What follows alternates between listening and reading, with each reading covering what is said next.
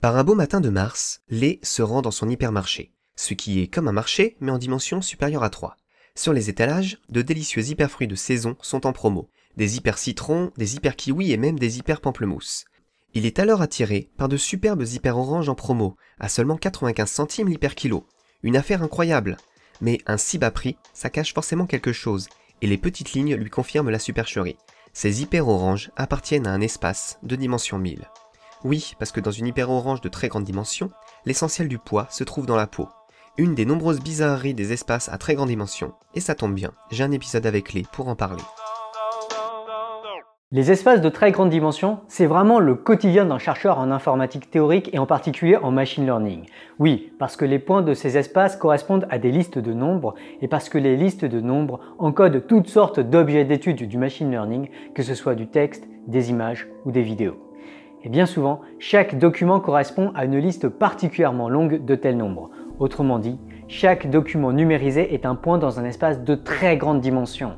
Et permettre aux intelligences artificielles de bien analyser des documents numérisés, ça revient à leur fournir les outils nécessaires pour bien disséquer et exploiter les structures géométriques de ces espaces de très grande dimension. Revenons aux bases. C'est quoi un carré? Ou plutôt, comment peut-on dessiner dans un plan à 2 dimensions un carré? Une méthode que l'on peut mettre en place est de considérer les points dont les coordonnées ne s'écrivent qu'avec les nombres -1 et 1. Il ne reste qu'à relier 2 à 2 les points, mais seulement ceux dont les coordonnées ne diffèrent que sur une seule coordonnée. Ce qui est bien avec cette procédure, c'est qu'elle permet de dessiner un carré dans un espace à 2 dimensions, mais elle dessinera aussi un cube dans un espace à 3 dimensions, et en généralisant à des espaces de dimensions plus grandes, on obtiendra alors des hypercubes. De même, on peut aisément généraliser la notion de cercle ou de disque. Un cercle de rayon 1, c'est l'ensemble des points dont la distance au centre est égale à 1, et le disque, c'est ce qu'on obtient quand on remplace l'égalité par une inégalité. En dimension 3, on obtient alors la sphère et la boule unité, et bien en dimension supérieure, on obtient de même l'hypersphère et l'hyperboule unité. Bref, on a des objets géométriques qui se généralisent parfaitement aux dimensions supérieures. Leurs propriétés, comme leur volume par exemple, se généralisent elles aussi, mais apportent leur lot de phénomènes contre-intuitifs. Avant de parler du problème de la peau des hyperoranges, commençons avec le paradoxe des hypersphères inscrites. Prenons un carré et un disque inscrit dans ce carré. Quelle proportion du carré est recouverte par le disque? Avec 2-3 calculs, on trouve que le disque représente 78,5% du carré. À présent, faisons la même chose mais en dimension 3, avec une sphère inscrite dans une boule. Quelle proportion du cube sera représentée par cette boule? Là encore, avec quelques calculs, on peut montrer que cette proportion est de 52,4%. Oui, mais ce qui est bizarre, c'est ce qui va se passer quand on généralise cette construction aux dimensions supérieures. Je vous invite d'ailleurs à mettre pause pour y réfléchir. À quoi ressemble une hypersphère inscrite dans un hypercube?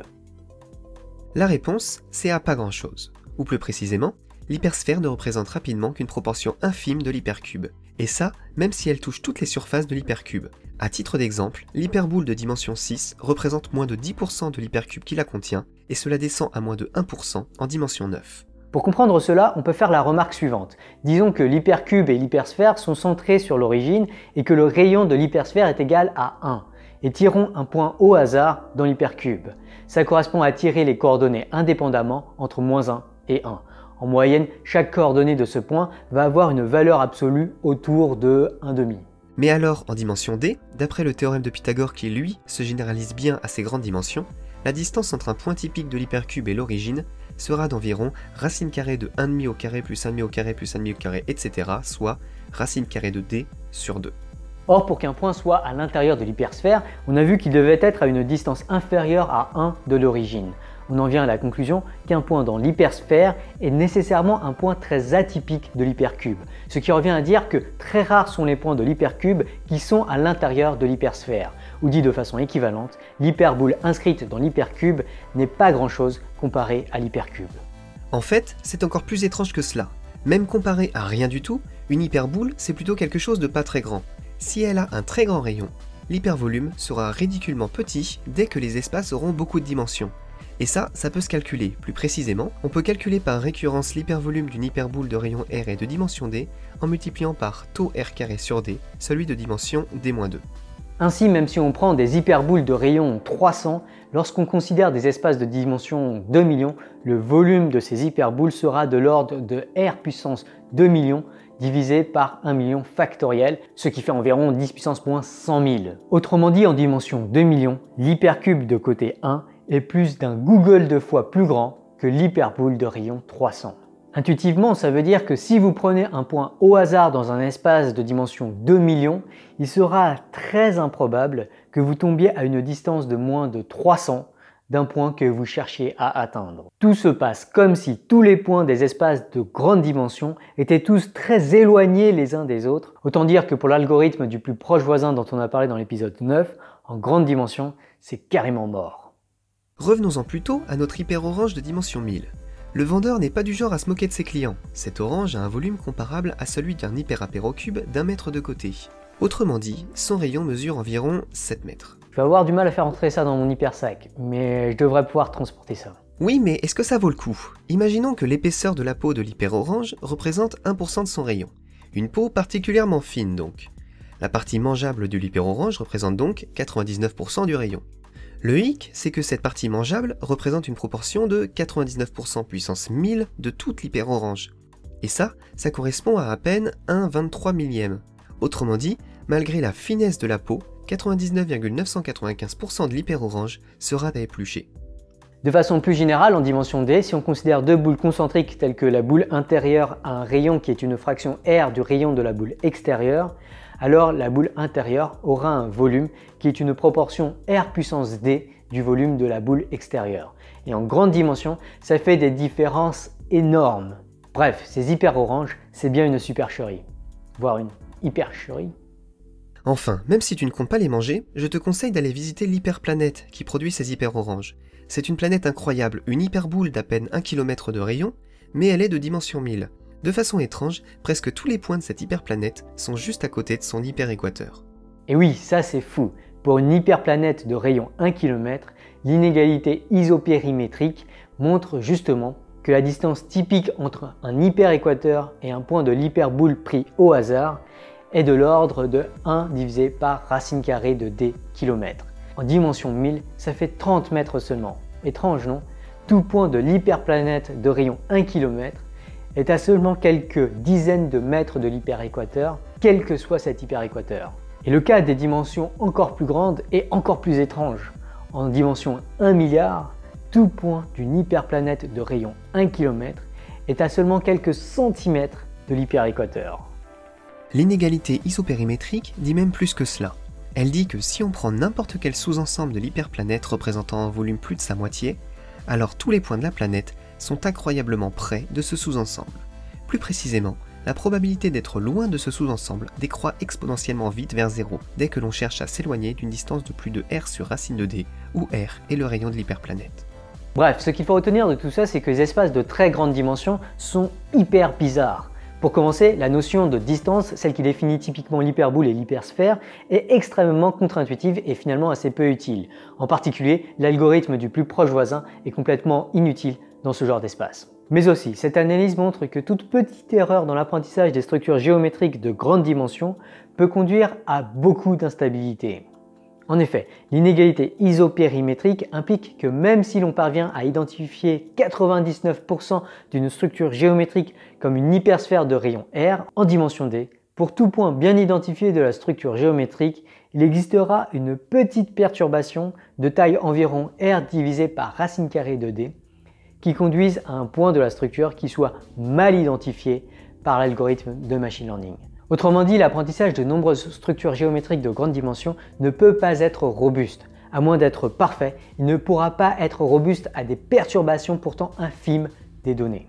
C'est ce qu'on appelle typiquement le phénomène du One Pixel Attack. Prenez le meilleur réseau de neurones d'aujourd'hui. En général, 99% du temps, si vous lui montrez une image de chat, il pourra reconnaître qu'il s'agit en effet d'un chat. Mais bizarrement, il sera généralement possible de légèrement modifier la valeur d'un pixel pour que le réseau de neurones devienne tout à coup incapable de reconnaître le chat. Une petite perturbation de la donnée modifie complètement le comportement du réseau de neurones. Bref, en grande dimension, même un super machine learning risque fort de voir des illusions et d'apprendre des sortes de superstitions. Ou plutôt, devrais-je dire, d'hyperstitions. Un énorme merci à LGJ qui tient une chaîne qui est absolument magnifique, alors, vraiment absolument géniale en termes d'élégance mathématique. C'est vraiment ce qui se fait de mieux dans le YouTube francophone. Vraiment des vidéos... Vraiment toute l'élégance des mathématiques ressortie dans ces vidéos. C'est pas toujours très facile à comprendre, mais ce n'est pas plus difficile à comprendre qu'une vidéo SenseForAll. Donc si vous aimez le style de vidéo que je fais, allez voir vraiment LGJ. Il vous fait des trucs sur l'hypothèse de Riemann par exemple, qui est une excellente vidéo. Ou encore je vous recommande vivement la vidéo de LGJ sur le théorème de Bernard-Tarski. Et puis il y a aussi toutes ces vidéos, des trucs moins connus mais qui sont tout aussi fabuleux et élégants, comme par exemple le théorème de Bézout, ou encore sa vidéo sur Nureuse. Tout ça c'est des trucs vraiment tellement élégants. C'est vraiment l'élégance mathématique comme on l'aime. La dernière fois, on a parlé de régularisation et de robustesse. Il y avait pas mal de notions dans la vidéo précédente et c'était difficile à suivre. Donc, je m'excuse encore une fois de faire des vidéos un peu trop compliquées en ce moment. Là, c'est pas facile. Ça va être encore un peu comme ça pour 2 ou 3 vidéos encore.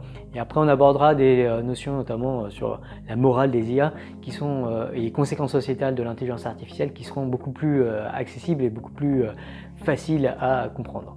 La dernière fois, je vous avais aussi posé un problème de facteur de confusion où il fallait essayer de déterminer comment c'était possible que entre les blancs et les noirs, en fait, il y avait le même taux de sentence de condamnation à mort lors des procès pour homicide. Et vous avez été très imaginatif, encore une fois, en proposant pas mal d'idées, notamment peut-être que pour qu'un noir en arrive à un procès, peut-être qu'il a besoin de moins d'éléments à conviction et que du coup, les noirs qui se présentent devant le procès, du coup, sont a priori moins coupables que les blancs. Et pourtant, malgré cela, les noirs sont condamnés autant que les blancs. Ça serait une explication de comment est-ce qu'on peut avoir du racisme tout en ayant des chiffres qui ont l'air d'indiquer qu'il n'y a pas de racisme.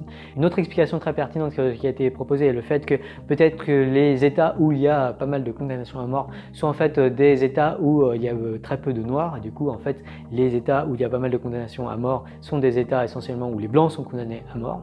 Donc tout ça, ce sont des excellentes explications et il y a sans doute une part de vrai là-dedans. Il faudrait regarder un peu plus les données pour mieux comprendre, mais ça me paraît loin d'être farfelu.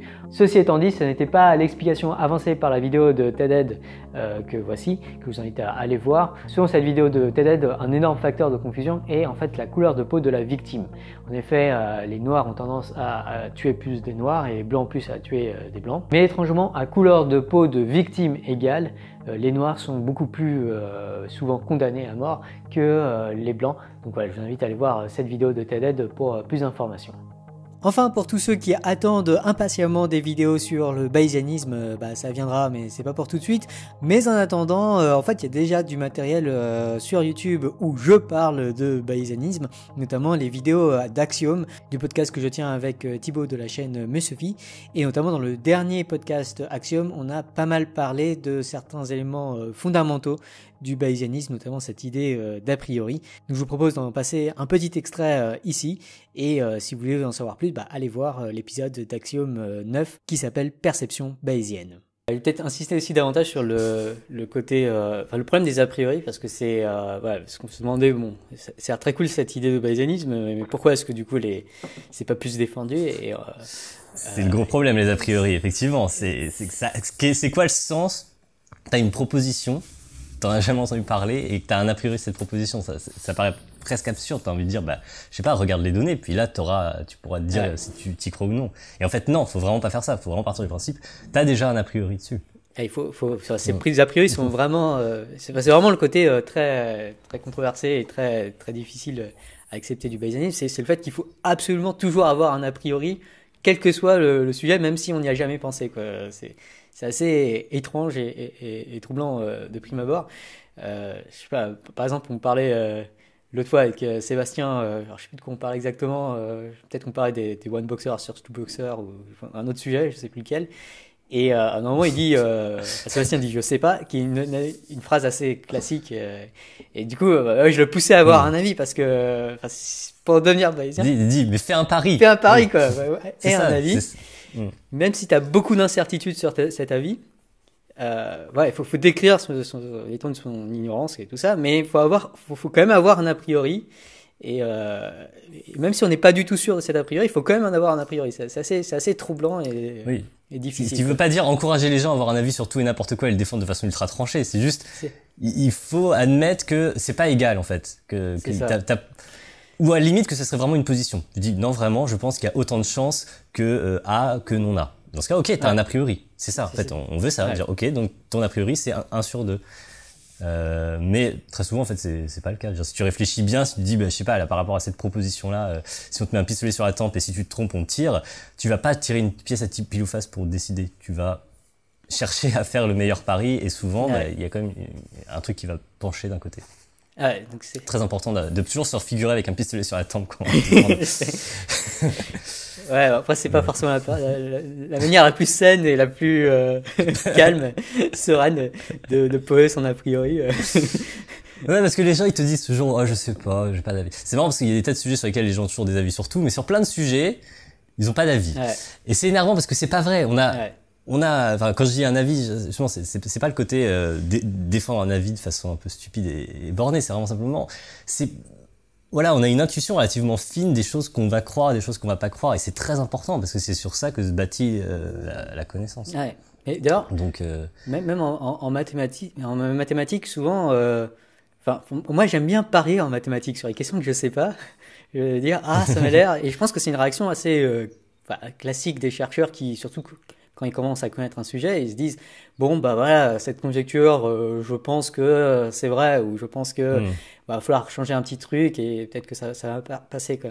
Et je pense que l'un des gros problèmes en fait dans l'éducation mathématique, c'est que on cherche pas à avoir d'a priori sur les mathématiques, peut-être parce que les mathématiques sont enseignées de façon un peu autoritaire, du coup on se contente juste de prendre l'information, mais je trouve que c'est très important, et très intéressant et très stimulant d'essayer de se poser une question a priori avant de répondre à la question, avant de se dire d'avoir une intuition, de travailler l'intuition, et souvent c'est un bon point de départ pour ensuite développer le raisonnement. Donc...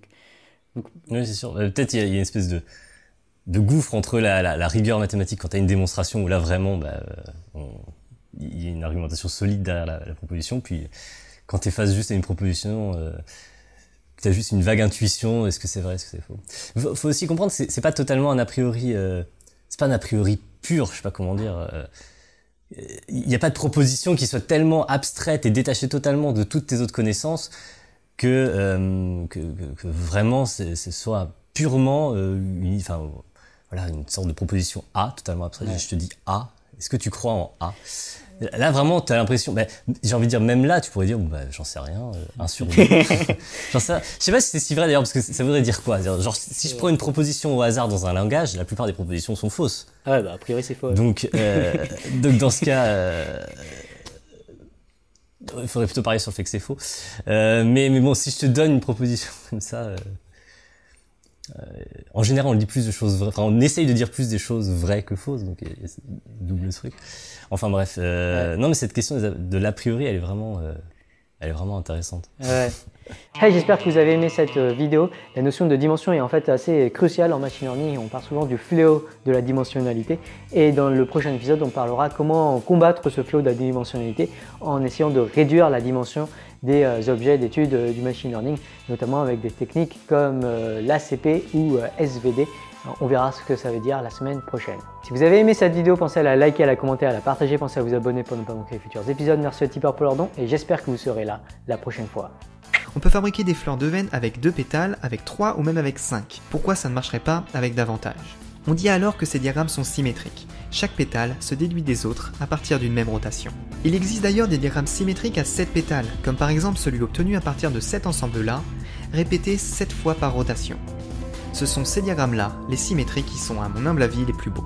In our case, the distance between the origin and the corner 1, 1, 1 is the square root of 1 squared plus 1 squared plus 1 squared, or square root of 3, which is about 1.73. So the radius of that inner sphere is going to be this quantity minus the radius of a corner sphere, which by definition is 1. And again, 0.73 seems like a reasonable radius for that inner sphere. But what happens to that inner radius as you increase dimensions? Obviously, the reason I bring this up is that something surprising will happen.